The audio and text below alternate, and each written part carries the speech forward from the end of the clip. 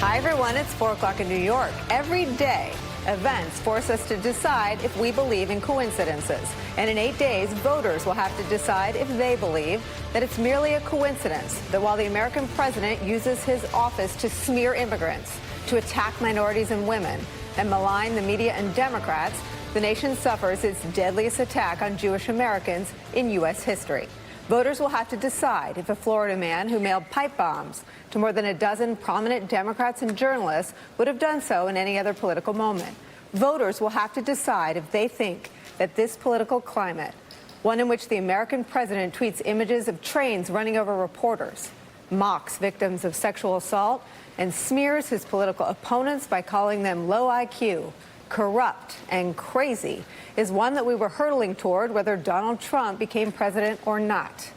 Voters will have to decide if it's a fluke that no Republicans in Congress took to the airwaves this weekend to deliver rousing speeches this morning to condemn Donald Trump's language on the campaign trail or urge a cooling of his rhetoric about immigration or Democrats or sexual assault victims or the media. And voters will have to decide if they're okay with our memories of honor in the White House being just that, distant memories. As they prepared for their journey and waved goodbye and slipped the surly bonds of earth to touch the face of God. You have lost too much, but you have not lost everything. And you have certainly not lost America. And the people who knock these buildings down will hear all of us soon. Amazing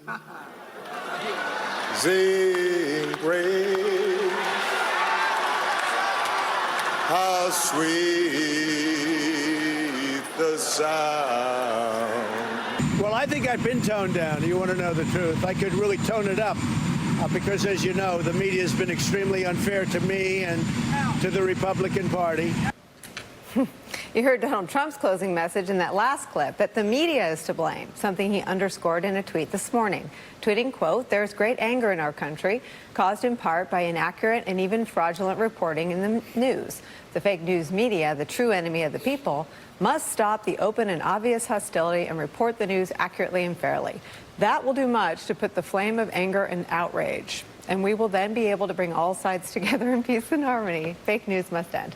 The New York Times describes this moment in Trump's presidency this way, quote, "For months, Republican officials have complained privately that President Trump lacks the ability to confront moments of crisis with moral clarity, choosing to inflame the divisions that have torn the country apart rather than try to bring it together." Exhibit A, Trump's political attacks just from this weekend, all just hours after the massacre of Jewish Americans in Pittsburgh.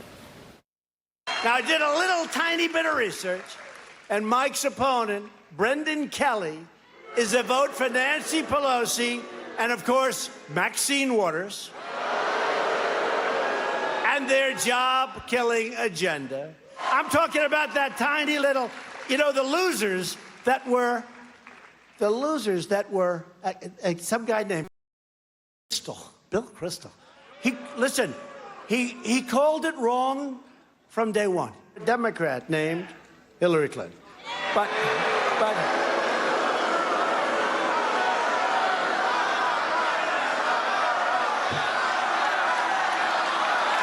you have the haters and they continue to hate. These are foolish and very stupid people. Very stupid people.